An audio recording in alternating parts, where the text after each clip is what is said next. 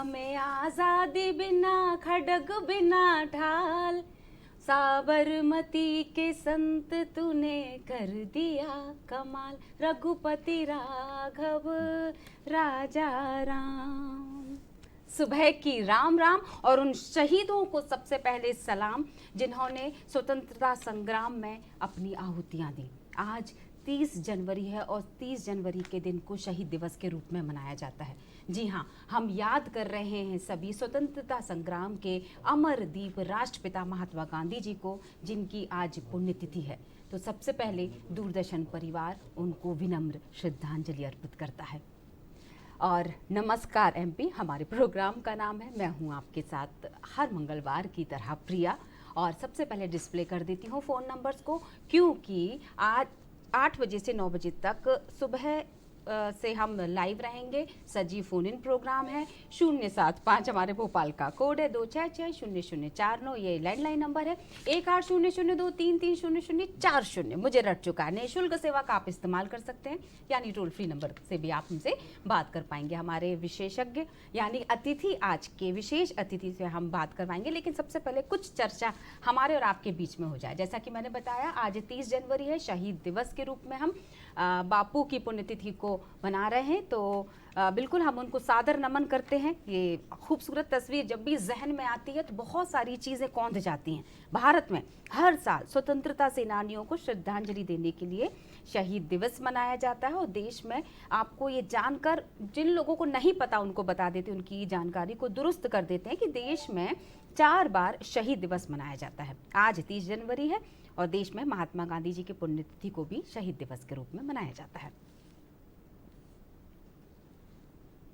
और अब बात करेंगे परीक्षा पे चर्चा की। जी हाँ, कल का जो दिन था, माननीय प्रधानमंत्री जी श्री नरेंद्र मोदी जी ने बच्चों से चर्चा की। वर्चुअली जब वो जुड़े, उन्होंने बताया कि किस तरह से परीक्षा को पास किया जाना चाहिए। पराई इच्छा यानी इसको तनाव के साथ नहीं। देखिए खूबसूरत से विजुअल्स की अगर हम बात करें, बीते दिवस की हम बात कर रहे हैं, ये तस्वीरें भी तभी की कि जहाँ प्रधानमंत्री नरेंद्र मोदी जी ने नई दिल्ली के भारत मंडपम में देश भर के स्कूली छात्र छात्राओं से परीक्षा पे चर्चा की। इस दौरान देश के विभिन्न शहरों, कस्बों और गांवों से बच्चे इस कार्यक्रम से जुड़े। कई छात्र छात्राओं ने वर्चुअली माध्यम से जुड़कर प्रधानमंत्री से सवाल भी पूछे।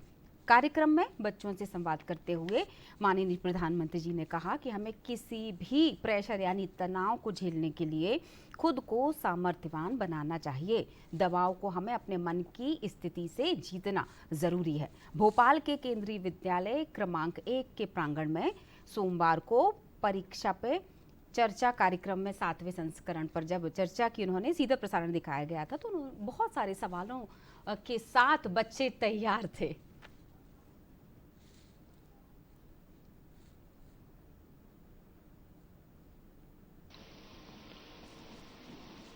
अगर जीवन में चुनौतियां न हो, स्पर्धा न हो, तो फिर जीवन बहुत ही प्रेरणाहीन बन जाएगा, चेतनाहीन बन जाएगा।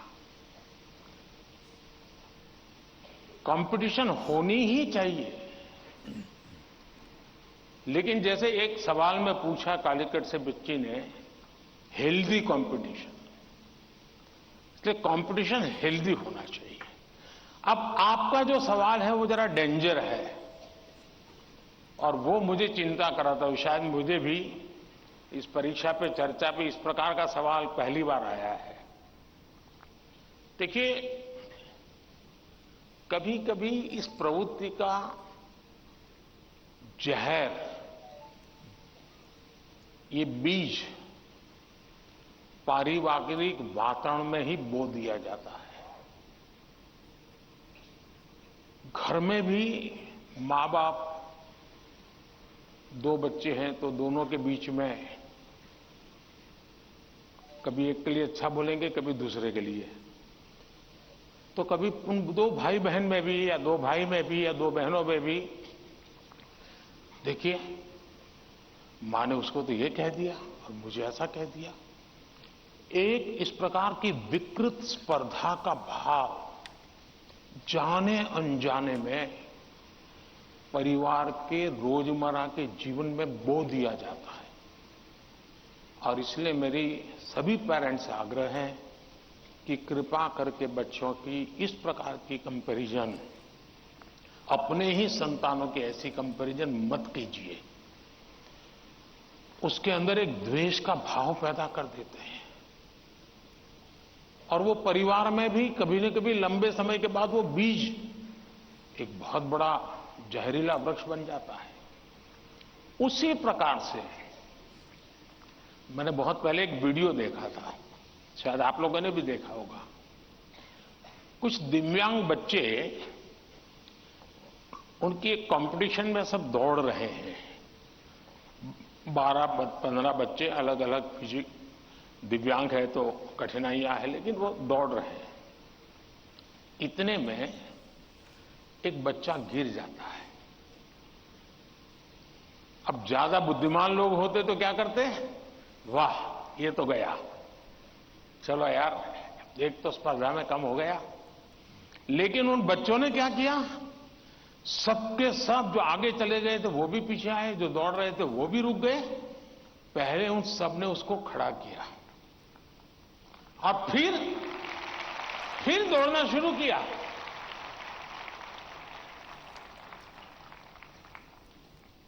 सचमुच में ये वीडियो दिव्यांग बच्चों के जीवन का भले होगा, लेकिन हम लोगों को भी ये बहुत बड़ी प्रेरणा और बहुत बड़ा संदेश दे देता है। सबका साथ, सबका विकास, सबका विश्वास और सबका प्रयास। कितना खूबसूरत उदाहरण दिया ना। कंपटीशन हेल्दी ही होना चाहिए। जब प्रतिस्पर्धा हो तो एक दूसरे को आगे बढ़ाने के लिए हो, ना कि एक दूसरे को नीचे दिखाने के लिए। बहुत सारी शुभकामनाओं के साथ आगे बढ़ते हैं और बात कर लेते हैं 109वें एपिसोड मन की बात। ये भी चर्चा करनी बेहद ज़रूरी हो जाती है, ख़ास तौर से मध्य प्रदेश के अगर पॉइंट ऑफ व्यू से मैं बात करूं तो स्पोर्ट्स हब बनाने की बात की है और तारीफ भी कर गए प्रधानमंत्री जी।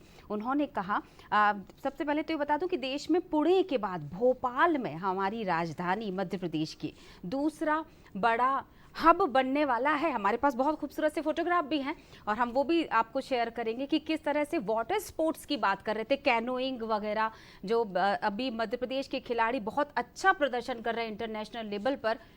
तो वाटर स्पोर्ट्स ख़ास तौर से उन्होंने इसका जिक्र किया माननीय प्रधानमंत्री जी ने, कि जितने भी इंटरनेशनल जो कंपटीशन है उसमें वाटर स्पोर्ट्स ने अपनी एक अहम जगह बनाई। जी हाँ, खिलाड़ियों की बोट पार्क हो सकेंगी। अभी 2 भागों में हालांकि ट्रेनिंग होती है, यानी कि अब जो मध्य प्रदेश के खिलाड़ी हैं उनको पुणे की तरफ जाने की ज़रूरत नहीं पड़ेगी। प्रधानमंत्री जी ने कहा कि देश के पहले मल्टी स्पोर्ट्स बीच गेम्स में मध्य प्रदेश के उत्कृष्ट प्रदर्शन की उन्होंने सराहना की और खुशी जाहिर की कि भारत में लगातार ऐसे नए प्लेटफॉर्म तैयार हो रहे हैं जिसमें खिलाड़ियों को अपना सामर्थ्य दिखाने का मौका मिलेगा। ये भी बता दें कि माननीय मुख्यमंत्री जी, मध्य प्रदेश के मुख्यमंत्री जी डॉक्टर मोहन यादव ने भी भोपाल और अन्य शहरों में वाटर स्पोर्ट्स की अपार संभावनाओं को देखते हुए मध्य प्रदेश को वाटर स्पोर्ट्स हब बनाने के लिए जरूरी कदम उठाने की बात कही। अब अभी आज की बात कर रहे हैं, कल की बात कर रहे हैं, कल, आज और कल पर हम चर्चा कर रहे हैं, तो 31 जनवरी की भी बात कर लेते हैं, यानी आने वाले कल की। रोजगार दिवस मनाया जा रहा है, जो कि एक बहुत सफल आयोजन है प्रदेश सरकार का। देश भर में रोजगार दिवस मनाया जाता है, जहां पर इसके अंतर्गत रोजगार मेले लगाए जाते हैं। कई सालों से इस क्रम को किया जा रहा है। उसी क्रम में आगे बढ़ते हुए अगर हम बात करें कल की, यानी 31 जनवरी की, तो कल रोजगार दिवस मनाया जाएगा और देश के भविष्य निर्माण में योगदान देने वाले युवाओं के लिए पीले सोने की खान यानी मुरैना में कल माननीय मुख्यमंत्री डॉक्टर मोहन यादव के कर कमलों से प्रदेश के 7 लाख से ज्यादा युवाओं को 4300 करोड़ रुपए से अधिक ऋण राशि का वितरण किया जाएगा। और योजनाओं के माध्यम से प्रदेश के युवाओं को न सिर्फ रोजगार दिया जाएगा, बल्कि ये युवा इनका लाभ लेकर रोजगार प्रदाता भी बन रहे हैं। और अब बात कर लेते हैं, जब देश के विकास की बात करते हैं तो सबसे पहले जहन में क्या आता है? शायद सड़कें, जिनसे हम जूझते हैं। आम जनजीवन की अगर हम बात करें तो जी हाँ, मध्य प्रदेश के अगर उपलब्धियों की हम बात करें तो देखिए, खूबसूरत सी तस्वीर बता देते कि सोचकर देखिए कि अगर हर सड़क ऐसी हो जाए तो कितना खूबसूरत माहौल बनेगा जब हम गाड़ी लेकर सड़कों पर निकलेंगे। मध्य प्रदेश के चहुमुखी विकास के उद्देश्य से 10,000 करोड़ रुपए से अधिक की लागत की 724 किलोमीटर लंबी 24 नई सड़क परियोजनाएं प्रारंभ की जा रही हैं। आज की तारीख, जी हां, 30 जनवरी को जबलपुर और भोपाल में आयोजित कार्यक्रम में मुख्यमंत्री डॉक्टर मोहन यादव जी की अध्यक्षता में केंद्रीय मंत्री श्री नितिन गडकरी द्वारा इन परियोजनाओं का लोकार्पण और शिलान्यास किया जाएगा। दूरदर्शन से अगर आप लगातार बने रहेंगे ना, तो आपको ये अपडेट समय समय पर मिलती चली जाएगी बुलेटिन के माध्यम से। अब बात कर लेते हैं 30 तारीख को एक और महत्वपूर्ण दिवस मनाया जा रहा है। आपने सुना ही होगा, मैं हर बार इस बात को रिकॉल करवाती हूँ कि सेहत ही सबसे बड़ी नेमत है। अपने स्वास्थ्य का ध्यान रखना चाहिए। जब बीमारियों की हम बात करते हैं तो बीमारियों की श्रेणी में कुष्ठ रोगों की जब बात करते हैं तो बहुत ये अभी भी इसके लिए जागरूकता की ज़रूरत है। स्पर्श कुष्ठ जागरूकता अभियान 2024 मनाया जाएगा। तमाम तरह के आयोजन किए जाएंगे, जागरूकता अभियान होगा। और बिल्कुल आज पुण्यतिथि के दिन ही राष्ट्रीय कुष्ठ रोग दिवस मनाया जा रहा है। तो ध्यान रखिए, अगर ज़रा भी आपको इसके लक्षण दिखाई दे तो बिना घबराए और बिना संकोच किए डॉक्टर के पास पहुंच जाएं। याद रखिए कि अगर किसी व्यक्ति को सफ़ेद या लाल चकत्ते हों तो वो स्वास्थ्य केंद्र में जाकर अपना इलाज करवा सकता है।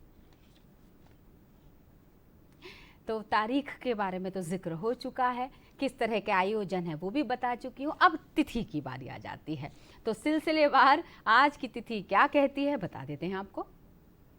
विक्रम संवत 2080 माघ कृष्ण पक्ष उदया चतुर्थी 30 जनवरी आज की तारीख है। 2024 साल चल रहा है और दिन है मंगलवार। आप सभी का दिन मंगलमय हो, यही कामना हम करते हैं। जिनके लिए आज का दिन खास है उनको ढेर सारी शुभकामनाएं दूरदर्शन परिवार की तरफ से। अब एक विचार जो पूरा दिन बनाने वाला है, तो देखते हैं आज का सुविचार क्या कहता है। तो शुभ विचार कुछ इस तरह है कि विश्व के सभी धर्म भले ही और चीज़ों में अंतर जरूर रखते हो, लेकिन सभी इस बात पर एकमत हैं कि दुनिया में कुछ नहीं, बस सत्य जीवित रहता है। और ये बात कही है थोड़ा सा कंफ्यूज हो गई क्योंकि मैं डूब गई थी इस सुविचार में। महात्मा गांधी जी, राष्ट्रपिता बापू ने ये बात कही थी, जहन में बिठा लीजिए, सच से बड़ा कुछ नहीं। एक वाक्य याद आ गया इस बात पर कि झूठ को देखो कितना मीठा बोलता है, सच को तमीज ही कहाँ बोलने की। तो सच तो बोलना पड़ेगा, भले किसी को कितना भी कड़वा लगे। अब आज की तारीख इतिहास के मायनों में और किस तरह से खास है ये भी आपको बताते हैं। तो देखते हैं आज का इतिहास क्या कह रहा है। 1903 की हम बात कर लेते हैं। लॉर्ड कर्जन ने कलकत्ता के मटकॉफ हॉल में इंपीरियल लाइब्रेरी का उद्घाटन किया। साल 1948 में इस लाइब्रेरी का नाम बदलकर नेशनल लाइब्रेरी कर दिया गया था। अब 1948 आज की तारीख में ही इसी दिन नाथूराम गोडसे ने महात्मा गांधी जी की जान ले ली थी। मैंने आपको बताया शहीद दिवस मना रहे हैं। और 1985 लोकसभा ने दल बदल विरोधी कानून पारित कर राजनीतिक दल बदलुओं के स्वतः अयोग्य होने का रास्ता साफ कर दिया। और अब जन्म दिवस की भी बात कर लेते हैं। तो जो सेलिब्रिटी हैं, कुछ खास शख्सियत की हम हमेशा चर्चा करते हैं, तो आज की तारीख में जो सेलिब्रिटी अपना जन्मदिन मना रहे हैं, तो आपने देखा होगा ना, सावधान हो जाइए। जी आइए हैं अनूप सोनी, आज इनका बर्थडे है। भारतीय अभिनेता और लोकप्रिय एंकर। और इन्हीं के साथ 1957 में जिनका जन्म हुआ, आज जो जन्म दिवस मना रहे हैं वो भारतीय फिल्म निर्देशक, निर्माता, पटकथा लेखक प्रियदर्शन।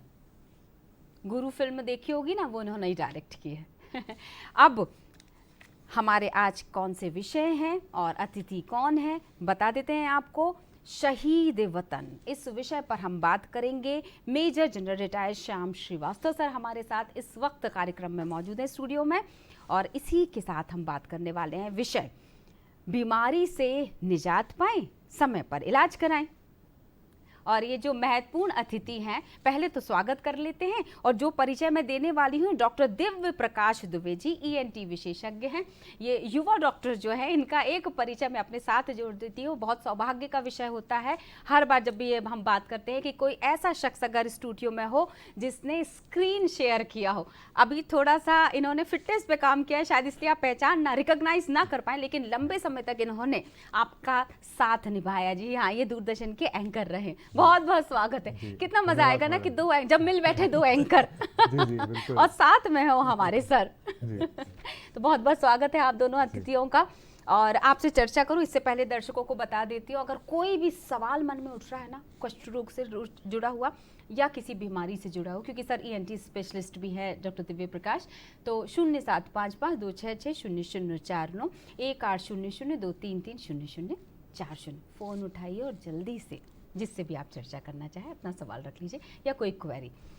सर सबसे पहले आपसे शुरुआत करते हैं हम क्या कहना चाहेंगे आज के दिवस को लेकर, स्वतंत्रता संग्राम को लेकर, स्वतंत्रता सेनानियों को लेकर, हमारे बापू को लेकर? पहले तो मैं अपना परिचय दे दूं। बिल्कुल। मैं भोपाल का ही रहने वाला हूं और यहाँ मैनेट से मैंने इंजीनियरिंग किया है जी। और उसके बाद आर्म फोर्सेज में चला गया जहाँ पर मैंने कमीशनिंग में टॉप किया था। फिर मैंने US से अपना सुपर स्पेशलाइजेशन किया था जी। इलेक्ट्रॉनिक वारफेयर के अंदर। कलाम साहब के साथ में पृथ्वी और अग्नि मिसाइल में ही मुझे काम करने का मौका मिला है और मैंने नागालैंड में अपनी बटालियन कमांड की थी और जनरली सभी बॉर्डर्स के ऊपर अपना काम किया है। यहाँ पर भोपाल में हूँ, काफ़ी सोशल और दूसरी एक्टिविटीज़ भी मैं कर रहा हूँ। आइए अभी आज के बारे में बात करते हैं, है ना। आज शहीद दिवस है और बहुत महत्वपूर्ण दिवस है क्योंकि आज ही के दिन हमारे पूज्य बापू जी या महात्मा गांधी, उनकी पुण्यतिथि भी है। और पहले मैं उनके बारे में ही बात करना चाहूँगा। महात्मा गांधी का जो है इसमें कोई भी शक नहीं है कि हमारे बहुत सारे लोगों ने, बहुत सारे स्वतंत्रता संग्राम सेनानियों ने और पूरे देश ने इस आज़ादी की लड़ाई लड़ी है और बहुत सारे लोगों के अपने अलग अलग नाम हैं, अलग अलग तरह से उन्होंने इसके अंदर कंट्रीब्यूट किया है। पर जहाँ तक महात्मा गांधी का सवाल है, उनको मैं सबसे ऊपर रखता हूँ। कारण दो हैं। पहला कारण, महात्मा गांधी ने जो लड़ाई लड़ी थी उसमें उन्होंने पूरे देश को अपने साथ लेकर के चले थे, साउथ से लेके नॉर्थ तक, ईस्ट से लेके वेस्ट तक। ऐसी कोई जगह, और उस समय तो हमारा देश भी बहुत बड़ा होता था, पाकिस्तान, बांग्लादेश सब भारत का हिस्सा थे। और उस समय ऐसा कोई बहुत बड़ा मीडिया नहीं होता था कि नैनो सेकंड के अंदर आज की जो खबर है वो कहीं पहुंच जाए। ऐसे समय के अंदर पूरे देश को एक साथ इस लड़ाई के लिए एकत्रित करना और लड़ना कोई आसान बात नहीं थी। और उसके लिए उन्होंने बहुत सारी चीज़ें की, पूरे देश में घूमे और अहिंसा का नाम लेकर के किया। अहिंसा द्वारा लड़ी गई ये लड़ाई शायद विश्व की अपनी पहली लड़ाई होगी। और उसके बाद में जब भी आप देखेंगे उन्होंने जो कुछ भी किया अपने सिद्धांतों के बेस पर किया। बापू एक ऐसे थे जिन्होंने कभी झूठ नहीं बोला, हमेशा सच के पुजारी रहे।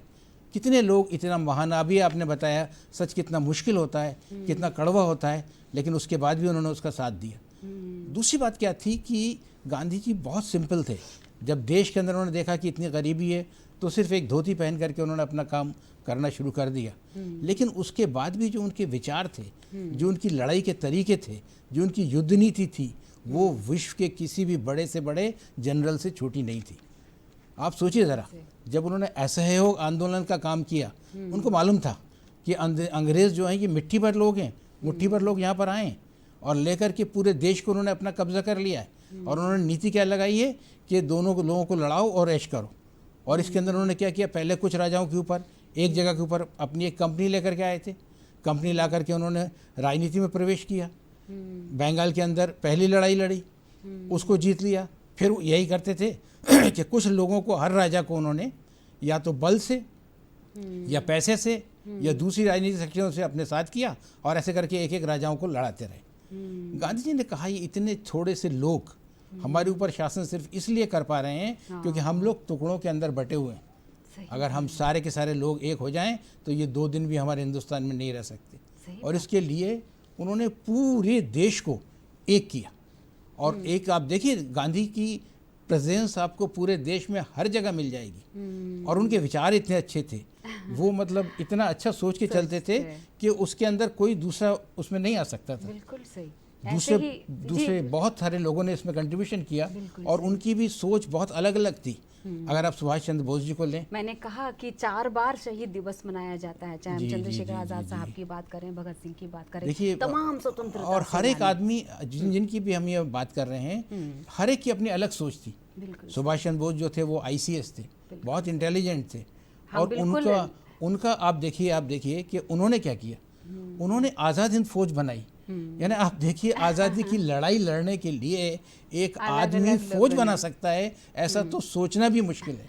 और फौज भी कैसे बनाई, देखिए मतलब कोई बहुत सारे रिसोर्सेज नहीं थे कि भाई चलो मतलब अरबों रुपया हो, बहुत सारे लोग हों देश को करने के लिए। उन्होंने पहले देश के लोगों को जोड़ा, उन्होंने कहा पहले तो वो कांग्रेस के अंदर आए थे, कांग्रेस के वो गांधी जी के साथ थे, फिर पर मुझे ऐसा लगता है सर, मैं आपसे चर्चा लगातार हम करते रहेंगे, 9 बजे तक लाइव हैं, दर्शकों बिल्कुल को आप सुनना चाह रहे हैं।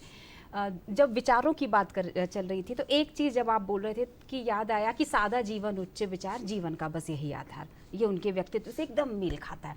दूसरी चीज़, आप विचारों की जब बात कर रहे थे तो एक विचार मुझे जहन में आ गया कि स्वास्थ्य सबसे बड़ी दौलत है। उन्होंने ही कहा था इसी दौलत को संभाल कर रखो, सोना चांदी को संभालने की ज़रूरत नहीं है, ये सबसे बड़ी दौलत है, अगर आपने इसको संभाल लिया ना तो ज़िंदगी को जीत लिया।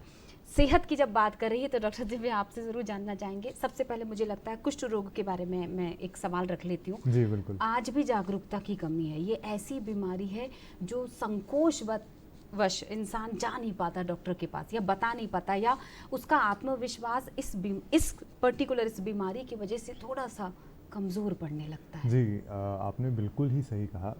ये बीमारी हम 1947 में आज़ाद हुए और तकरीबन जहाँ तक मुझे याद है 1953 या 1954 के अंदर national leprosy control programme Bharat देश के अंदर शुरू हो गया था। मतलब आज़ाद होने के कुछ ही वर्षों में हमारे देश के राजनेताओं को, चिकित्सकों को ये बात समझ में आ गई थी कि हमें इस बीमारी का मुकाबला करना पड़ेगा। तब से लेकर हम 2024 में आ गए हैं। अभी तक हम इस बीमारी से लड़ रहे हैं। और इस बीमारी छोटी सी है। ऐसा नहीं है कि इसका इलाज हमारे पास नहीं है।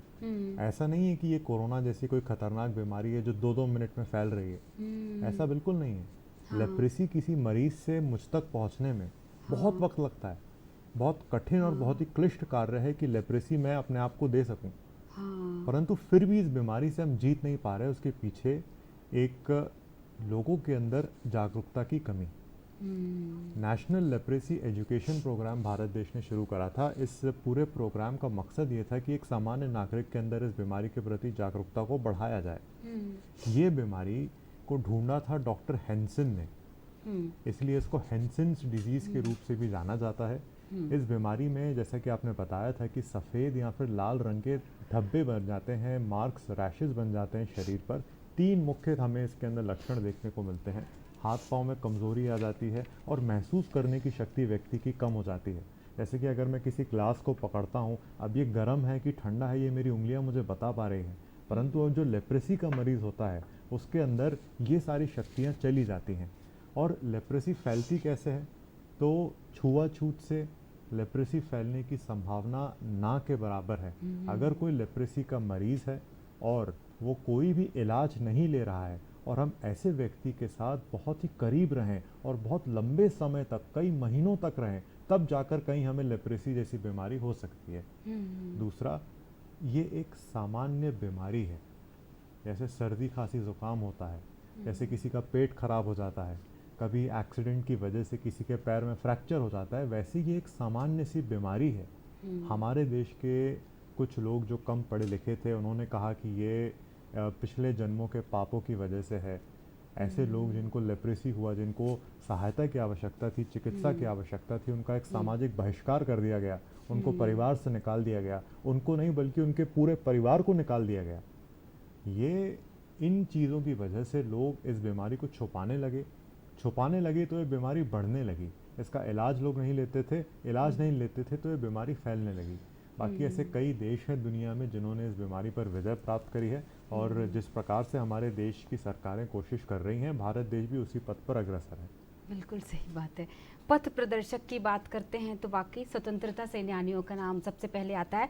तो जो हमारे अतिथि जुड़ेंगे उससे पहले 2 पंक्तियां मुझे लगता है कि हमारे शहीदों के लिए ख़ास तौर से कि ना इंतज़ार करो इनका आज़ादारो, शहीद जाते हैं जन्नत को घर नहीं आते। और ये कहा था साबिर ज़फ़र साहब ने। ऐसे ही कवि वर्ग भी अपने अपने स्तर पर स्वतंत्रता सेनानियों को अपने अंदाज में याद करते हैं। ऐसे ही एक कवि हमारे साथ जुड़ चुके हैं, सुमित सिंह उनका नाम है, विदिशा से हमारे साथ इस वक्त फोन लाइन पर है। बहुत बहुत स्वागत है सुमित जी। नमस्कार प्रिया जी, मैं सुमित सिंह आपको नमस्कार करता हूं और नमस्कार बहुत ज्यादा। बिल्कुल सुमित जी, तो आज हम बापू को याद कर रहे हैं। आप वीर रस के कवि हैं, क्या कहना चाहेंगे अपने अंदाज में हमारे, अगर बापू के लिए कुछ पंक्तियां या हमारे वीरों के लिए कुछ बातें? मैं अपनी 2 पंक्तियों से अपनी बात शुरू करना चाहता हूं कि क्या करोगे यार प्यारे बस हाथ में तलवार लेकर, कि क्या करोगे यार प्यारे बस हाथ में तलवार लेकर, जीत गए कई जंग गाधी दिल में अपने प्यार लेकर, सही। जीत गए कई जंग गाधी दिल में अपने प्यार लेकर। मैं एक बात कहना चाहता हूं कि जब कोई व्यक्ति अपने प्राणों को निछावर कर देता है देश के लिए, या मूल्यों की स्थापना करने के लिए अपने प्राणों को निछावर कर देता है, तो हम उसके आगे शहीद लगा देते सही। हैं। और गांधी ने अपने प्राणों को तो निछावर किया इस देश के लिए, साथ ही कुछ मूल्यों की भी स्थापना करी। कोई हम उनको अपने जीवन में लगभग रोज जीते हैं। हम गांधी को सिर्फ याद नहीं करते, उनके मूल्यों को हम जीते हैं। तो आज सिर्फ गांधी की हत्या नहीं हुई थी, आज के दिन हमने सत्य की हत्या की थी, अहिंसा की हत्या की थी और धैर्य की कई सारी चीजों की हत्या की थी। लेकिन आपने कहा कि गांधी के साथ साथ कई ऐसे स्वतंत्रता सेनानी हैं जिन्होंने अंग्रेजों से लड़ते हुए इस देश को आजाद कराया। तब मैं पढ़ना चाहता हूं कि वो कौन थे। कि पन्ना ने दिया है पुत्र राष्ट्र स्वाभिमान में, तो गुरुओं के बेटे हैं दीवार में जड़े यहाँ। कि पन्ना ने दिया है पुत्र राष्ट्र स्वाभिमान में, तो गुरुओं के बेटे हैं दीवार में जड़े यहाँ। झांसी वाली रानी ने दिखाया शौर्य नारियों का, शत्रुओं के सामने प्रताप जी अड़े यहाँ। घेरा अंधकार और घेरा है विपत्तियों ने, किंतु सूर्य के समान सैनिक खड़े यहाँ। और ऐसे ही नहीं मिला ये दिन स्वाधीन वाला, शीश नहीं रहने पे धड़ ही लड़े यहाँ। कि शीश नहीं रहने पे धड़ ही लड़े यहाँ। कि वतन पर हो गए कुर्बान ना की परवाह जान के लिए, सरहदों पर खड़े हैं वह देश के स्वाभिमान के लिए। और वीरता दे रही है दस्तक पीढ़ी दर पीढ़ी, वर्दियां जब भी पहनी लड़ते रहे बस हिंदुस्तान के लिए। वर्दियां जब भी पहनी लड़ते रहे बस हिंदुस्तान के लिए। और अंतिम 4 पंक्तियां रखना चाहता हूं कि यूं ही नहीं लिखी बलिदान स्वाभिमान की परंपरा, यूं ही नहीं लिखी मैंने महान हिंदुस्तान की परंपरा। अरे पिता देते हैं बुढ़ापे का सहारा, तो माता आंखों का नूर दे देती है। और बहन देती है हाथ की कलाई, तो पत्नी मांग का सिंदूर दे देती है। बहुत तो पत्नी मांग का सिंदूर दे देती है। सिर्फ सैनिक ही अपने प्राण नहीं देते। बिल्कुल सुमित, बहुत खूबसूरत पंक्तियां, बहुत खूबसूरत पंक्तियां। और बहुत बहुत शुक्रिया जुड़ने के लिए, इतना खूबसूरत माहौल बना दिया आपने, 4 चांद लगा दिए इस माहौल में। बहुत बहुत धन्यवाद। क्या कहना चाहेंगे आप इतनी खूबसूरत पंक्तियों के साथ? बहुत सारी उन्होंने समेट दिया बहुत सारी बातों और को। आज शहीदों के लिए उन्होंने सच्ची श्रद्धांजलि दी है। हाँ। और हम बात कर रहे थे स्वतंत्रता संग्राम सेनानी की, कुछ अनुभव ऐसे शेयर कीजिए सर अपने। हम बिल्कुल सुनना चाहेंगे, जानना चाहेंगे, समझना चाहेंगे। देखिए, हमने बहुत लड़ाइयाँ लड़ी हैं। और मैं आपको बताता हूँ पहले कैप्टन विक्रम बत्रा के बारे में। हाँ प्लीज़। कैप्टन विक्रम बत्रा का क्या हुआ था कि आपको जैसे मालूम हो कि कारगिल के ऊपर पाकिस्तानियों ने 1971 के अंदर हमारा समझौता हुआ था। क्या होता है, उन जगहों के ऊपर बहुत ज़्यादा बर्फ़ रहती है हमारी जहाँ बॉर्डर्स हैं। तो ऐसा डिसाइड हुआ था कि जब भी कभी दिसंबर के अंदर दोनों फ़ौजें वापस आ जाएंगी और मार्च में जाके अपनी अपनी जगह को कवर कर लेंगी। और 71 से लेकर 96 तक ये सब चलता रहा। लेकिन उसके बाद में फिर क्या हुआ कि पाकिस्तान के जो जिया-उल-हक थे उन्होंने लेकर वहाँ पर मतलब हमारे साथ खेल खेला। और इससे पहले कि हम पहुँचते उन्होंने सारी पहाड़ियाँ हमारी कब्जा कर लिया। अब आप सोचिए, कारगिल के अंदर वो हमारा बहुत इंपॉर्टेंट जगह है, वहाँ पर सारी ऊंची पहाड़ियाँ पाकिस्तानियों के पास हैं। जो हमारा राष्ट्रीय राजमार्ग वहाँ से ले जाता है वो उनके ऑब्जर्वेशन के अंदर है। और उसको वापस लेना बहुत ज़रूरी था, लेकिन बहुत मुश्किल भी था। तो उन लड़ाइयों के ऊपर जब मतलब एक एक पहाड़ी के ऊपर चढ़ के जाना, जो लोग ऊपर बैठे होते हैं उन्हें बहुत सारे एडवांटेज होते हैं। पत्थर ही फेंक दे तो उसका असर हो सकता है। यहाँ इन लोगों ने उन पहाड़ियों को उस ठंड के टाइम पर चढ़कर जाकर उनसे लड़ाई करके उनको जीतना है। और कवर के लिए जो बड़ी बड़ी चट्टानें होती हैं उनके बीच में कवर लेते हुए लोग जाते हैं किस तरह करने के लिए। तो अपने जो कैप्टन बत्रा साहब थे, विक्रम बत्रा, यंग अफसर था, 2 साल की सर्विस थी और कैप्टन थे। और लेकिन उनको बहुत एक्सपीरियंस था माउंटेन वारफेयर का। क्या ये इंदौर के रहने वाले विक्रम साहब? पूना के थे। पूना के थे और वो वहाँ पर चले गए। तो पहली बार उनको मतलब जो पहाड़ियों के नाम अलग अलग होते हैं। पहला था 4150, जहाँ वो पहली बार उनको अटैक करने का मौका मिला, जाने का मौका मिला। और वो पहली लड़ाई थी शुरू के अंदर की।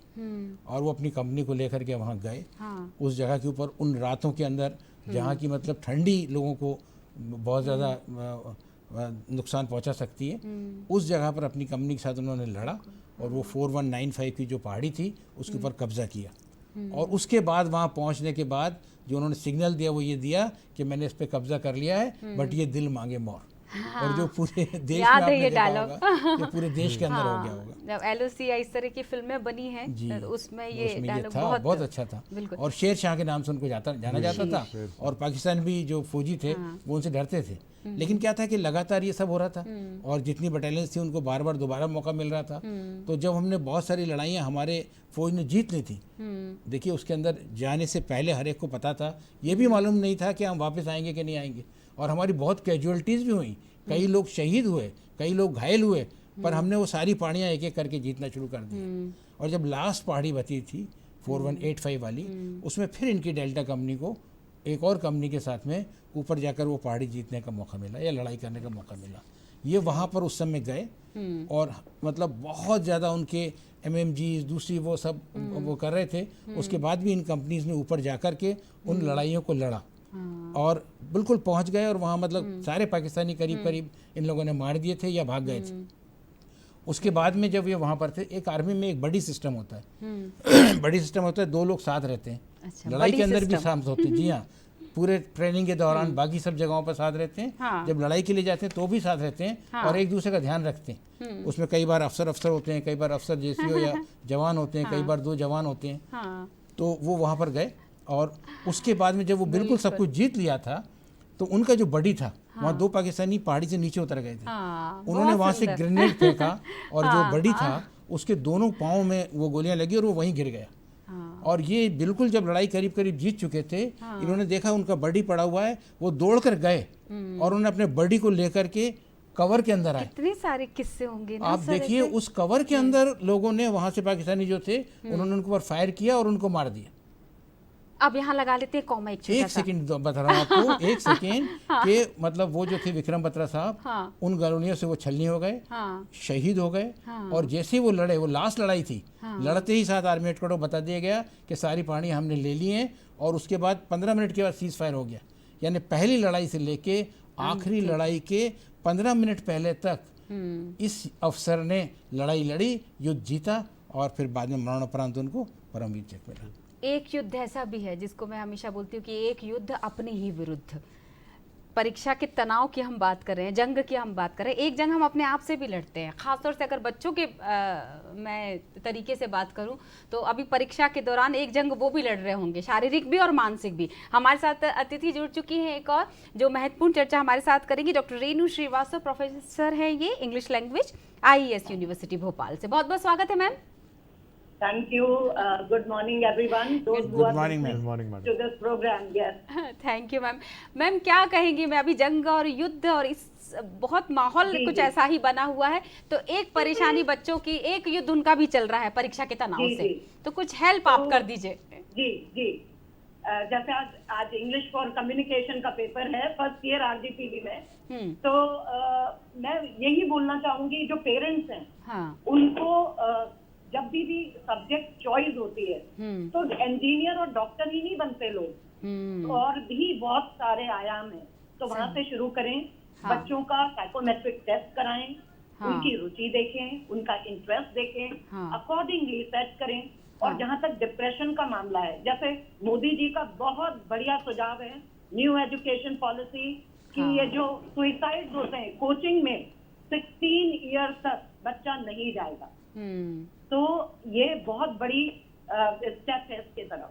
बिल्कुल तो सही। डिप्रेशन बिल्कुल बच्चों को नहीं होना चाहिए अगर वो अच्छे से पढ़े हैं, अगर उनके स्टेप बाय स्टेप उनकी जो है काउंसलिंग हुई है, वो किसी से बात कर सकते हैं। और कोई पढ़ाई भी जंग है, लेकिन वो जंग तब है जब हमने अच्छे से तैयारी उसमें ना की मेहनत हो। ना की हो, यस, तैयारी ना की हो। बिल्कुल सही बात है। कुछ छोटे सा जी, जी। एक अंत में एक छोटा सवाल रख लेती हूँ, कुछ टिप्स दे दीजिए कि अंतिम समय में, अंतिम पड़ाव में किस तरह से रिवीजन किया जाना चाहिए। जी जी, बहुत ही अच्छा क्वेश्चन है। जैसे बच्चे शिवानी को बहुत पसंद करते हैं, शिवानी किसकी एक की है, उसमें क्वेश्चंस होते हैं जो कि प्रोबेबल क्वेश्चंस होते हैं। हाँ। मेरा टिप नंबर 1 है, पहले से तैयारी करें, शॉर्ट और लॉन्ग दोनों तैयारी करें, लास्ट में कीवर्ड और पॉइंट पे ध्यान दें। बिल्कुल जरूरी ठीक है। नहीं है बहुत लंबे लंबे क्वेश्चंस, आप 5-10 क्वेश्चंस निकाल लें, हाँ। 15 उसके ऊपर तैयारी करें। पहले बिल्कुल। ज्यादा करें, बाद में सिर्फ बिल्कुल। और अच्छी नींद ले, माननीय अच्छी नींद प्रधानमंत्री ले। जी भी यही कहते हैं कि रिवीजन जी। अगर अच्छा होगा आपका तो फिर बहुत। तो आपका डिसीजन लेना आसान होगा। और राइटिंग, बहुत। जो जी। पढ़ रहे हैं उसको राइट जरूर करें, बिल्कुल सही। उन कीवर्ड्स को सिर्फ। जी मैम, जी। थैंक यू जी। मैम, आपने Thank you so संक्षिप्त much. में बहुत Thank you अच्छी so जानकारी हमारे बच्चों को दे दी, Thank जो you. हमारे दर्शक अभी जी। जो नन्हे दर्शक देख रहे होंगे इस कार्यक्रम को। अरे दर्शकों से याद आ गया, कहाँ तक अभी तक सो रहे, एक जंग ये भी तो है सुबह उठना। 0755 जल्दी उठिए, फोन घुमाइए क्योंकि समय बहुत कम बचा है। 266-0049 1800-233-0040 यानी निःशुल्क सेवा का भी आप इस्तेमाल करें। अब डॉक्टर दिव्या आप पर आ जाते हैं।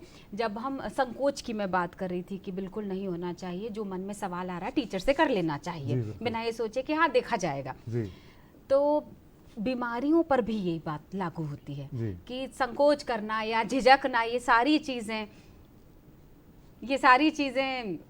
हम कहीं ना आप कहीं छोड़ ENT देते हैं। स्पेशलिस्ट जी, भी मैं हैं। बिल्कुल समझ सकता हूँ, ऐसी कई बीमारियां होती हैं। भारत देश में लोग अपनी बीमारियों को लेकर इतने सजग नहीं हैं। हाँ, हम कोई ज़रा सी भी समस्या होती है तो हम लगता है चलिए ठीक है, घरेलू इलाज कोई ढूंढने की कोशिश हाँ, करते हैं, हाँ। या ऐसा करते हैं चलिए एक पैरासीटामोल खा लेते हैं, सही। या चलिए ऐसा करते हैं एक सेट्रिजिन ले लेते हैं, अपने आप ठीक हो जाएगा। हम अक्सर डॉक्टर के पास तब पहुंचते हैं हाँ। जब तक हम बाजी हार चुके होते हैं। और खासकर कि मैं कान नाक गला रोग विशेषज्ञ हूँ, हम लोग अधिकतर सर्जन होते हैं, हम लोग सर्जरी ज़्यादा करते हैं। हाँ। मैं ये बात आपको बताना चाहूँगा, एलर्जी जैसी छोटी छोटी समस्याएं, हाँ। लोग हमारे पास आते हैं, कहते हैं कि हमें एलर्जी की समस्या रहती है। हाँ। हम पूछते हैं भाई कितने समय से? जी 10 साल हो गए। अरे बाबा। अब 10 साल से आपको एलर्जी की समस्या है तो मैं आपको बता दूं, इसमें हाँ। कई बार सर्जरी करनी पड़ जाती है। अब एलर्जी की समस्या में भी? जी, एलर्जी की वजह से नेजल पॉलीपोसिस नाम की एक बीमारी होती है, जिसमें नाक के अंदर मासेस बन जाते हैं और व्यक्ति सांस कम लेता है। अब देखिए, जैसे आंखों की अगर मैं बात करूं, हाँ। तो मुझे दूर का नहीं दिख रहा, आपको दिख रहा है, तो मुझे पता चल जाएगा कि मेरी आंखें कमज़ोर हैं। ठीक। मुझे सुनाई आपको अच्छे से दे रहा है, मैं सुन नहीं पा रहा, तो मेरी मतलब कान कान में कमज़ोर प्रॉब्लम है, है। हाँ। लेकिन नाक का कैसे पता कि भाई हाँ। सामने वाले को कितनी सांस आ रही है? हाँ। मुझे जो सांस आ रही है वो नॉर्मल है कि कम है? तो Correct. एलर्जी के जो मरीज होते हैं, धीरे धीरे उनकी नाक का रास्ता इस तरह से बंद होता जाता है कि वे सांस नहीं ले पाते, और एक वक्त ऐसा आता है जब पूरी तरह से नाक बंद हो जाती है और फिर सर्जरी के माध्यम से हमें उस नाक को खोलना पड़ता है।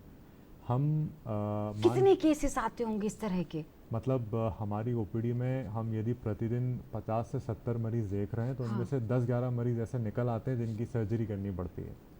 अगर हम उन छोटे बच्चों की बात करें, ये बस समस्या क्या है? एलर्जी की समस्या है। अगर आप इसका इलाज लेना चाहते हैं, ना कोई सुई, ना कोई कड़वी दवाई, एक छोटे से ड्रॉप्स आते हैं, वो आपको 2-3 महीने लेने होते हैं, उसके बाद आप एलर्जी बस से अगर मुक्त आपने हो जाते लक्षण हैं। समझ लिए हो तो। लक्षण अगर आपने समझ लिए मैंने हो ना तो। छोटे जी। छोटे बच्चों को ईयर पीस लगाते हुए देखा है, मतलब वो जी। जो जिनको सुनाई कम देने लगा उन बच्चों को, जी। तो वो जो नई मशीन आ गई है कान में लगाने की, जी। थोड़ा सा जानकारी इस पर भी अगर मिल जाती। 2 तरह की बीमारियां होती हैं। एक तो वो बच्चे जो जन्मजात मूक बधिर हैं, जो बचपन से बोल नहीं पा रहे हैं, तो उनके लिए एक ऑपरेशन करना पड़ता है। ये ऑपरेशन बहुत ही महंगा होता है, इसमें खर्चा आता है तकरीबन 7 से 8 लाख रुपए का। परंतु हमारा क्या ये सरकारी अस्पतालों में नहीं होते ऑपरेशन? सरकार में मैं बताना चाहूँगा, ये हमारे मध्य प्रदेश की एक बहुत बड़ी उपलब्धि है कि हमारे मुख्यमंत्री उस समय के शिवराज सिंह चौहान जी ने एक योजना की शुरुआत करी थी, मुख्यमंत्री बाल श्रवण योजना। उस योजना के अंतर्गत 7 से 8 लाख रुपए उन बच्चों को मिलते थे, और उनका ऑपरेशन होता था। ऑपरेशन के बाद कई महीनों, कई सालों की थेरेपी देनी पड़ती थी, वो भी निःशुल्क रूप से हो जाता था, और वो बच्चे बोलने लगते थे। और जिस प्रकार से योजना चल रही थी, मध्य प्रदेश के अंदर वो दिन दूर नहीं था कि कोई भी बच्चा गूंगा बहरा नहीं बचता। और मुझे याद है, शायद पुणे के अंदर एक कॉन्फ्रेंस हुई थी, वहाँ के सभी कान नाक गला रोग विशेषज्ञों ने मामा जी को आमंत्रित किया था, और मैं बोला था, एक शब्द अगर आप कहें तो मैं जोड़ देती जी, हूँ। बिल्कुल। हमारे प्रदेशवासियों को भी खुशी होनी चाहिए कि नाम भले ही बदल गया है मुख्यमंत्री का, जी। लेकिन प्रदेश सरकार की योजनाएं उसी तरह से संचालित की जा रही जी, हैं, बिल्कुल। जिसका जिक्र भी किया गया था जी। कई आयोजनों में। जी। यही जो बाल श्रवण योजना थी, इसके अंतर्गत बच्चों का कॉकलियर इम्प्लांट किया जाता था, और इससे वजह से दूसरे प्रदेशों में मध्य प्रदेश से सीख कर इस तरह की योजनाएं शुरू की गई और अभी भी ये योजना चल रही हैं। बिल्कुल सही बात है, जिससे आप सरकारी मदद के जरिए अगर कोई परेशानी है, जो जूझ रहे हैं आर्थिक तंगी से, वो भी जी। अपना इलाज अब करवा सकते वरना जितना इसमें खर्चा लगता है, हाँ। एक सामान्य परिवार का व्यक्ति उसे हाँ। अफोर्ड नहीं कर सकता। हाँ। 7 से 8 लाख रुपए एक मध्यम वर्गीय परिवार के लिए भी इकट्ठा करना मुश्किल की बात हो जाती है। और जब सवाल आपके बच्चे की हो, आपको बिल्कुल डॉक्टर सही। बोल रहा है कि बच्चा आज के बाद बोलेगा नहीं, जिंदगी हाँ। भर गूंगा बहरा रहेगा, हाँ। तो उस वक्त माता पिता पर क्या बीतती है। बिल्कुल और सही बात ऐसा है। नहीं है कि ये बीमारियां केवल सक्षम परिवारों में देखी जाती हैं, हर वर्ग के परिवार में इस तरह की समस्याएं बीमारी होती हैं। वर्ग देखकर, धर्म देखकर देखकर थोड़ी नहीं आती है, वो तो होती। कर्म देखकर आती है। आपने अपना कितना ध्यान रखा है, कर्म से ये मतलब था। और चूंकि आर्थिक तंगी की बात हो रही है, तो इसका जिक्र किया जाना बेहद जरूरी है। भारत सरकार ने एक अहम कदम उठाया था आयुष्मान कार्ड को लेकर। आपको ध्यान हो तो 5 लाख तक की आर्थिक जी। मदद इससे मिलती है, और कमजोर वर्ग के लिए तो ये वरदान की तरह साबित हुआ है। कितने अभी लाखों कार्ड बांटे थे जब माननीय प्रधानमंत्री जी मध्य बिल्कुल। प्रदेश की इस आयोजन में आए थे। बिल्कुल। सर, आपके पास आ जाती हूँ मैं वापस। आप थोड़ा समय मुस्कुरा रहे, आज- कुछ याद आ गया शायद नहीं, मैं आपको। कह रहा हूँ कि आज हमारा शहीद दिवस है, हाँ। तो मुझे ज़रूर थोड़ा टाइम दीजिए बोलने के लिए। देखिए नहीं, ऐसा है, बिल्कुल सर। अब क्योंकि मतलब समय कम लग रहा है मुझे, तो मैं हाँ। आपको फिर अभी एकदम से लड़ाइयों के ऊपर आता हूँ। जी जी जी, अभी तक हमने जितनी भी लड़ाइयाँ लड़ी हैं 62 के अलावा, 48 में, 65 आप में शामिल रहे हैं। मैं शामिल नहीं रहा, रह भी नहीं सकता।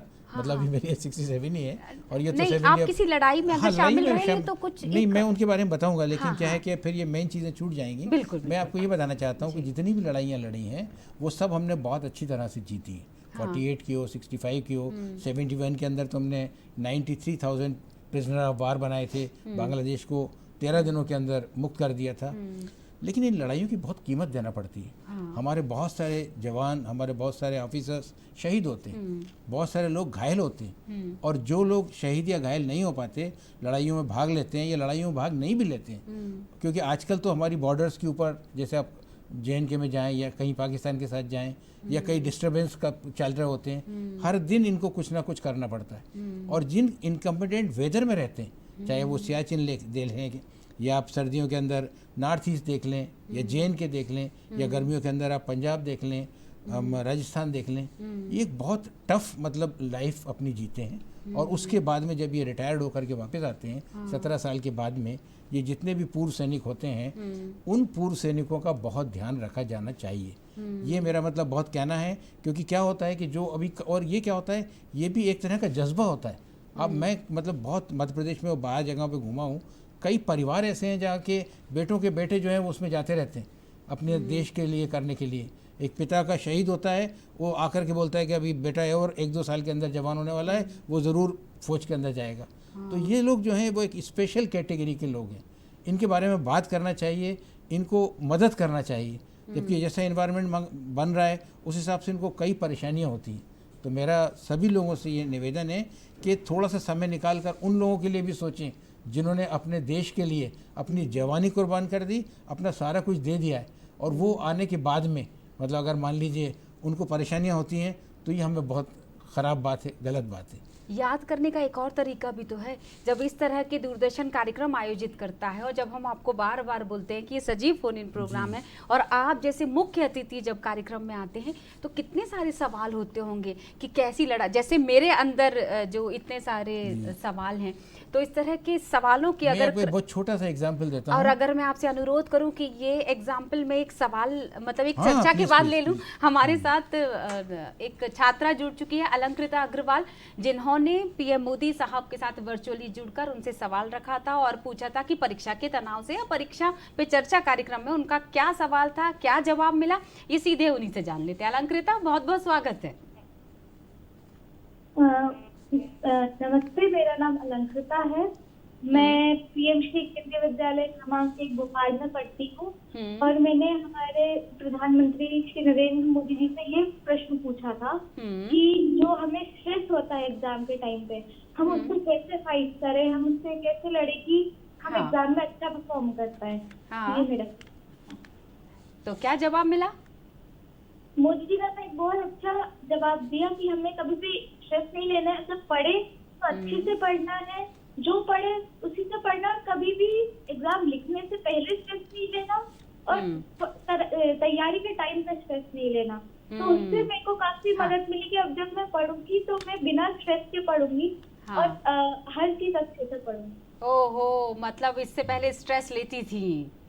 कैसा बहुत लगा स्ट्रेस माननीय प्रधानमंत्री जी से बात करके? बहुत अच्छा लगा, क्योंकि हमारे पेरेंट्स और हमारे टीचर्स तो हमें समझाते ही हैं, हाँ। बट जो स्वयं हमारे जो देश के प्रधानमंत्री हैं उन्होंने आके बोला तो बहुत अच्छा लगा कि उन्होंने हमें संबोधित किया, उन्होंने हमसे बात की, हमारे क्वेश्चन का आंसर किया, तो बहुत अच्छा लगा। अलंकृता, और एक और बात कही थी उन्होंने, इसका जवाब मैं लूंगी। उन्होंने कहा था मोबाइल का अगर इस्तेमाल करना हो तो रील्स बनाने के लिए मत करो, अपने सिलेबस को जांचने के लिए या किसी सवाल का जवाब तलाशने के लिए करो। तो अब मोबाइल का इस्तेमाल ऐसे करोगी ना? बिल्कुल करूंगी, उसको पढ़ाई के लिए भी इस्तेमाल करूंगी। तो हाँ। हमारे भी पढ़ने का समय है तो हम पढ़ने के लिए उसको उपयोग करें, उसका पॉजिटिवली यूज करें, जब भी करूँ तो वो मैं जरूर करूंगी। ये है माननीय प्रधानमंत्री जी का प्रभाव। बहुत बहुत शुक्रिया अलंकृता हमसे जुड़ने के लिए, और ऑल द वेरी बेस्ट आपके एग्जाम के लिए। बिल्कुल तनाव से नहीं, ताव से काम चलेगा, और ताव देना होगा आपकी तैयारी पर। क्या कहेंगे? जी। कुछ तैयारियां हम सेहत से जुड़ी हुई भी कर लेते जी हैं। बिल्कुल, बहुत ही अच्छी परिवर्तन आए हैं। जैसे हाँ। कि ये एक जो रूल आया कि 16 साल के पहले कोचिंग नहीं होगी, हाँ। ये रूल बहुत ज़रूरी था, क्योंकि हम मेडिकल की जब तैयारी कर रहे थे हाँ। तो शायद 12-13 वर्ष की आयु से कोचिंगें शुरू हो गई थी। हाँ। हमारी कोचिंगें हुआ करती थी, सुबह 8 बजे क्लास शुरू होती थी, शाम के 4 बजे तक चलती रहती थी, लगातार 12 घंटे की क्लासेस होती थी। बच्चों पर ऐसे इतने लंबे समय तक एक जगह पर बैठकर पढ़ाई करने के जो देखा, तनाव वो बनते बता हैं, ही रहे हैं कि वो 12 साल की उम्र से कोचिंग जाते थे। तो काफ़ी, सिर्फ मेरा ही नहीं, हाँ। जितने भी मेडिकल की तैयारी बच्चे करते हैं, वर्तमान में भी जो बच्चे तैयारी करते हैं, वो बहुत ज़्यादा कंपटीशन से गुजर के करते हैं। एक सवाल मेरे जी। मन में आ रहा है कि जितने भी पढ़ाकू बच्चे होते हैं ना, जी। मैंने अक्सर उनकी आंखों पर ना चश्मा देखा है। इसका क्या राज है? क्या ज्यादा इसका, पढ़ना या रात तक पढ़ना? रात तक पढ़ना, और ये अधिकतर जेनेटिक होता है वैसे तो, जिनके माता पिता को लगा होता है उनके बच्चों को भी हो जाता है। इसके अलावा हाँ, लंबे समय तक मोबाइल स्क्रीन देखना, क्योंकि हम अब जिस जनरेशन में आ गए थे, हाँ। हमारी अधिकतर पढ़ाई हमारे मोबाइल स्क्रीन इन सब के माध्यम से होती थी। और मेडिकल में भी जो पढ़ाई होती है, हाँ। वो ज़्यादातर ये टीवी स्क्रीन और ये जो मोबाइल आईपैड के स्क्रीन होते हैं उसके माध्यम से होती है। तो हाँ, कभी ना कभी, कहीं ना कहीं आंखों पर असर तो ज़रूर पड़ता आपको है। पता है, आपकी बात को के विपक्ष में मैं कुछ बोलना चाह रही जी। हूँ। आपने जेनेटिक बात कही, डॉक्टर दुबे यानी आपके फादर को तो चश्मा है ही नहीं। जी, वो लगाते नहीं हैं। इसके लिए मैं है आपको एक बार उनको भी। बताऊं, हमारे ज़माने में कोचिंग नहीं होती थी। अच्छा। जी हाँ, बिल्कुल कोचिंग नहीं थी, सब लोग अपना करके आते थे। हाँ। वैसे ही कॉम्पिटिटिव एग्जाम होते थे। जी। और एक बहुत अच्छा, और दूसरा क्या होता है कि हाँ। एक बार ये कोचिंग होती है तो मेंटली भी ऐसा हो जाता है कि सारे लोग उस तरफ जाने लगते हैं, जी। और धीरे धीरे करके एक बिजनेस भी बनने लगता है। जी। तो माननीय प्रधानमंत्री ने जो शुरुआत की है, ये जो बताया है 16 साल के पहले नहीं होगी, कुछ भी फर्क नहीं पड़ेगा। आप कोचिंग देखना। से आप जी। वहां कुछ तक भी तो फर्क नहीं पहुंच पड़ेगा। सकते हैं आप सर, देखेंगे लेकिन जी। लड़ाई के लिए जिस जज्बे की बात करते हैं उसके लिए कोई कोचिंग नहीं होती। वो जज्बा तो अंदर से ही मैं एक आता है। जज्बे की आपको बात बताऊं। हाँ। ये मतलब बिल्कुल। जैसे मैंने आपको बड़ी सिस्टम बताया ना, हाँ। एक लड़ाई के अंदर एक दो बड़ी हाँ। एक साथ जा रहे थे। हाँ। लेफ्ट साइड से उनको अटैक करना था, और दुश्मन ने बहुत सारी MMGs वगैरह लगा रखी थी। आप ना मुझे अपना दुश्मन मान लीजिए, क्योंकि मैं आपको फिर से रोक रही हूँ। हमारे साथ एक और कॉलर मैं बिना बोले तो नहीं जाऊंगा, आपका टाइम वाले ही बढ़ जाए। पक्का पक्का पक्का। मानसी नामदेव का हम स्वागत करते हैं, और वो भी 12वीं की छात्रा है। परीक्षा पर ही चर्चा होती जा रही है। तो मानसी, बहुत बहुत स्वागत है। और मुझे ऐसा लग रहा है कि आप कुछ और भी हमसे कहना चाह रही हैं, शायद गाने के माध्यम से, तो वही मैं आपसे ले लेती हूँ, खूबसूरत सा गीत। नमस्कार मैम। नमस्ते मानसी। बोलो मानसी, बिल्कुल। क्या, कैसी तैयारी है परीक्षा पर? मैम बहुत ही अच्छी। बिल्कुल। चलो संक्षिप्त में आपसे बोल देते हैं, आज शहीद दिवस मना रहे हैं 30 जनवरी, और मैंने सुना कि आप बहुत अच्छा गाती भी हैं, तो एक खूबसूरत सी पंक्ति हो जाए गीत पर। बिल्कुल मैम। मैम आज शहीद दिवस भी है। एक गीत मेरे दिमाग में काफी टाइम से चल रहा है, हाँ, तो बोलो। 2 पंक्तियां मैं आपको सुनाना चाहूंगी। हाँ। ऐ मेरे वतन के लोगों, जरा में लो कहानी, जो शहीद हुए हैं उनकी, जरा याद करो कुर्बानी। बहुत बहुत शुक्रिया मानसी, तुम भूल ना जाओ इनको इसलिए कही ये ये कहानी। कहानी बहुत बहुत खूबसूरत। सोचिए ऐसे छोटे छोटे से बच्चे जब इस तरह के गीत गाते हैं तभी जोश और देशभक्ति उत्साह आना- आता है। जी देश सर, वही बढ़ता है जिसमें है ना देशभक्ति हो। जी हाँ, बिल्कुल सर, सही। आगे आपसे कंटिन्यू। तो क्या हुआ, ये दोनों जब जा रहे थे हाँ। तो एक जो उनका साथी था कवर लेते हुए जाते हैं, हाँ। उसको बहुत गोलियां लग गई। तो और बाद कमांडेंट डिसाइड किया कि यहाँ से जीतना मुश्किल है, हम लोग राइट साइड से जाके अटैक करेंगे। विड्रा किया, जो उसका बड़ी था वो राइट साइड में गया, ठीक। वहाँ से जाके उन्होंने अटैक किया और वो जीत लिया। जैसे ही जीता, वो उस बंदे ने जो उनका बड़ी था, उसने बोला सर मैं वो जाकर के अपने उस सिपाही को देखना, अपने दोस्त को देखना चाहता हूँ। तो उन्होंने कहा कि देखो उस समय बहुत गोलियां उसको लग गई थी, उसके बचने के कोई चांसेस नहीं है, अभी भी वहाँ पर खतरा है, अब तुम वहाँ पर मत जाओ। बोला नहीं सर, वो मेरा बड़ी है, मुझे वहाँ जाना ही पड़ेगा। खैर जब परमिशन लेकर वो वहाँ गया तो 2-3 घंटे के बाद में वो अपने दोस्त की लाश लेकर के आ रहा था। तो जब वो लेकर आ रहा था तो उसके अफसर ने कहा देखो मैंने तुम्हें मना किया था, तुम ज़बरदस्ती इतनी रिस्क लेकर गए। बोले नहीं सर, जब मैं गया तो वो जिंदा था और उसने मुझे देख के बोला कि तुम उधर अटैक करने गए थे, मुझे मालूम था कि अटैक खत्म करने के बाद तुम यहाँ पर ज़रूर मेरे पास में आओगे। तो बोले उसकी आंखों में जो ये बात थी, मैंने उससे कहा, बोला अब मैं जीऊँगा नहीं, लेकिन तेरे को देख करके मुझे पूरा सेटिस्फेक्शन हो गया। तो उसने कहा मैं तेरे परिवार का ध्यान रखूँ। बोले मुझे कहने की ज़रूरत ही नहीं है, तू है तो मुझे कोई चिंता नहीं कितना है। विश्वास। ये मतलब विश्वास और ये जो जज्बा होता है लड़ने का, मरने का, जान, सबको जान लेना सिखाया जाता है फौज के अंदर, लेकिन उसके बाद जब लड़ाइयाँ होती हैं तो जान देनी भी पड़ती है। लेकिन उस जज्बे के साथ जब ये लोग काम करते हैं तो ये हमें उनको सैल्यूट करना चाहिए। है वतन वतन मेरे आबाद रहे तू, मैं रहूं ना रहूं आज़ाद रहे। तो कितनी खूबसूरत पंक्तियां ऐसी थोड़ी लिख दी गई बिल्कुल होंगी, सही जिया बात है। ही होगा उनको। जी, बिल्कुल। जी डॉक्टर प्रकाश, बहुत अंतिम क्षण और कुछ महत्वपूर्ण एक टिप्स। से इसके बाद लास्ट में मैं बताऊंगा। जी बिल्कुल सर, आपको बिल्कुल अधिकार है। हाँ, बोलिए, बोलिए, तो अपना एक करिए। संक्षिप्त में आप बोल दीजिए, फिर मैं सर से अंत करूंगी इस कार्यक्रम का।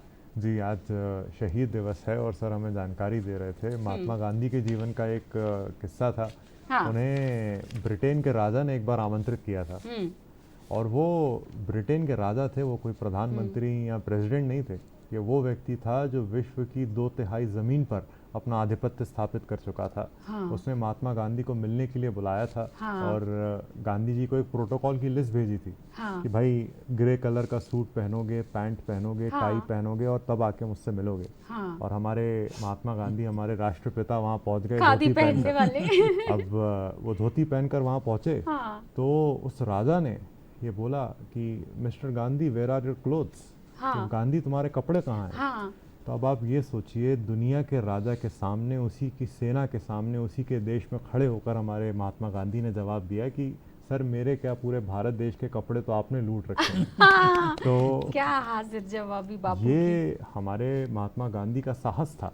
की। बिल्कुल बिल्कुल। जिसे ट्रेन से उतार दिया गया था। यदि मैं और आप होते तो शायद वहाँ थोड़ी देर तमाशा करते और चले जाते, परंतु उस आदमी ने उस क्रोध को सींचा और उसे एक आंदोलन में परिवर्तित क्या किया। बात है। और ये हमें सीख देते हैं। हाँ। हम ऐसे राष्ट्रपिता के बेटे हैं, ये हमारा कर्तव्य बनता है कि हम अपने शरीर को स्वस्थ रखें, अपनी चेतना का निर्माण करें और भारत देश को प्रगति पथ पर अग्रसर करने में अपना योगदान दें। बिल्कुल सही बात है सर, आप जोड़ देखिए दीजिए इस गांधी के, बातचीत जी में। मैं गांधी के बारे में बताता हूँ कि गांधी के विचारों के अलावा और कोई ऐसा नहीं है जिससे हम आगे बढ़ सकें। और गांधी जी जो है वो अपने देश में ही नहीं, पूरे विश्व में मतलब लोगों ने मानते हैं। इसका एक छोटा सा एग्जाम्पल है जी। कि यूएस के एक बहुत बड़े कर्नल थे, कर्नल रॉबर्ट करके। जब वो रिटायर होकर जाने वाले थे तो उससे पहले वो हार्वर्ड में उनको भेजा जाता है सारे रिटायर्ड ऑफिसर को कोई कोर्स करने के लिए। तो जब वहाँ गए तो वहाँ उन्होंने देखा एक क्लास चल रही है जिस पे लिखा हुआ था नॉन वायलेंट वारफेयर। उन्होंने बोला ये नॉन वायलेंट वारफेयर क्या होता है? बोले वारफेयर का तो मतलब ही लड़ाई है, जब तक खून नहीं बहे, जब तक अगर आपने सामने वाले को नहीं मारा तो वो आपको मार देगा। तो ये नॉन वायलेंट वारफेयर क्या होता है? तो वो अंदर गए, वहाँ पर मिस्टर हेनरी थे जो क्लास ले रहे थे, उनके पास में गए। तब उन्होंने बताया कि बहुत सारी लड़ाइयाँ अहिंसा से लड़ी जा सकती हैं आज भी, जहाँ जहाँ पर तानाशाह हैं, जहाँ दूसरे लोग हैं, पूरे विश्व के युवा लोग हमारे पास आते हैं। एक उदाहरण बना ये राम राज्य प्राण राम- प्रतिष्ठा गंगा जी, जमुना जी। तहजीब में जब लग रहा था लोगों को कि जंग हो सकती है, जी। वहाँ कितने आसानी से राम विराज गए। जी हाँ, जी। तो मतलब सब मिलाकर के जो है तो गांधी जो है वो मतलब और वहाँ जब उन्होंने देखा तो वो गांधी जी की एक बहुत बड़ी पोस्टर लगा था और गांधी के ऊपर ये सब काम चल रहा था। तो गांधी जो है पूरे विश्व में है और जो कुछ उन्होंने किया है हमें हमारे देश को हमेशा बहुत उन्हें नमन बहुत करना चाहिए। क्या बात और उनकी बातों को ध्यान में रखकर अगर हम आगे बढ़ें तो कोई भी हमें रोक नहीं सकता। बिल्कुल सही बात है। हम अगले शहीद दिवस पर जरूर आपसे मिलेंगे, ये वादा करते हैं, क्योंकि 4 बार मनाया जाता है। तो फिलहाल के लिए यहाँ अनुमति लेती हूँ आपसे। बहुत बहुत धन्यवाद। हमारे साथ मेजर जनरल साहब श्रीवास्तव सर जुड़े हुए थे, श्याम श्रीवास्तव जी, और हमारे साथ जुड़े हुए थे डॉक्टर दिव्य प्रकाश दुबे जी, जो कि ENT स्पेशलिस्ट है। तो आप दोनों का बहुत बहुत शुक्रिया कार्यक्रम में आने के लिए, समय अच्छा लगा आपके साथ, और जिस तरह से आपने कंडक्ट किया सारी चीजों को, आई रियली अप्रिशिएट। हमारे दर्शकों की तारीफों के पुल, और डॉक्टर साहब ने जो भी वो दिया है, टिप्स दी हैं, they are very good. Thank you very much. तो नमन करें इस मातृभूमि को, और नमन करें आकाश को, और बलिदानों की पृष्ठभूमि पर निर्मित इस इतिहास को। सलाम करते उन शहीदों को, और मुझे दीजिए यही इजाजत। खुश रहिए, स्वस्थ रहिए, नमस्कार।